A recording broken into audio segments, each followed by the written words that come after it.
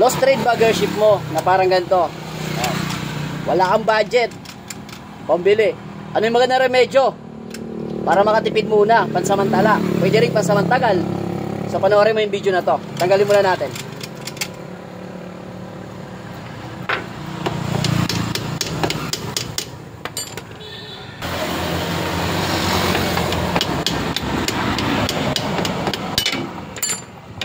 So ayan, so ito niremedyohan na lang, no? Tapos i-remedyohan ulit natin. Ang mabisang remedyo dyan, kung mapapansin nyo, ito, sa gitna. Lalagyan natin dyan ng kawang. Okay, kung tayo sa grinder. Okay, gagamit tayo ngayon ng grinder. Kung wala kayong grinder, pwede nyo gamitan ng hacksaw. Ayan, so pag gagamit tayo ng grinder, dapat safety feature.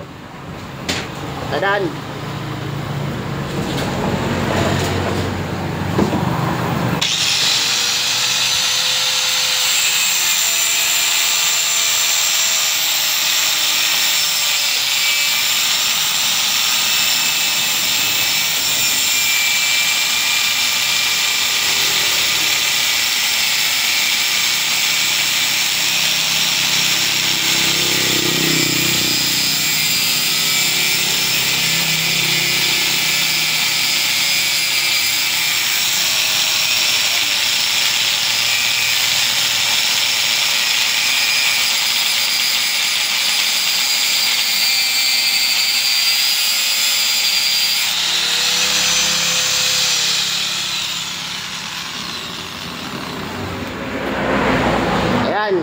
Lagyan natin ang kawang sa gitna para magkaroon siya ng espasyo at ma-press siya natin.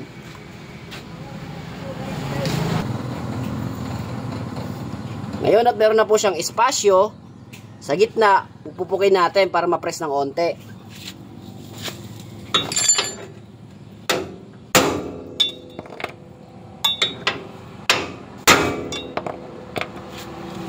Ayan, kung mapapansin nyo, dumikit po siya ng onte. Inuulit ko, kung meron po kayong mga grinder o di kaya meron kayong hacksaw, pwede siyang manumanuhin.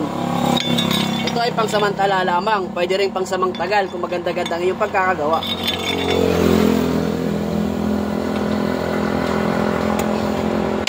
Isentro mo lang siya sa kanyang tray at pukpukin kasi medyo masikip na yan.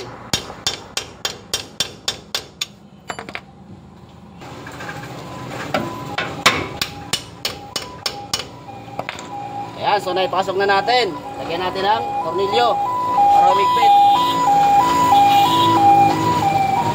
Emergency.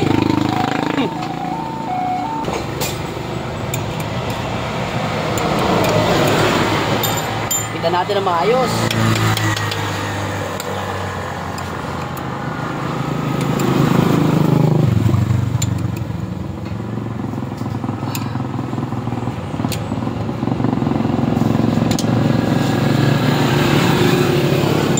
Para mas matibay, maglagay pa tayo ng lock washer sa likod ng nut para mag-lock siya talaga.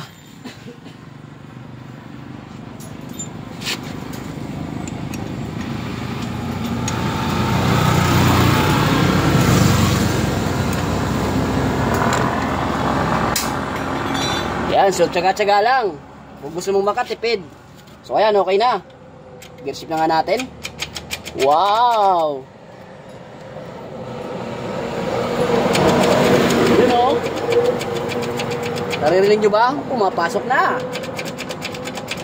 Alright. So ngayon lang po yung diskarte kung gusto makatipid ng pangsamantala o pangsamantagal.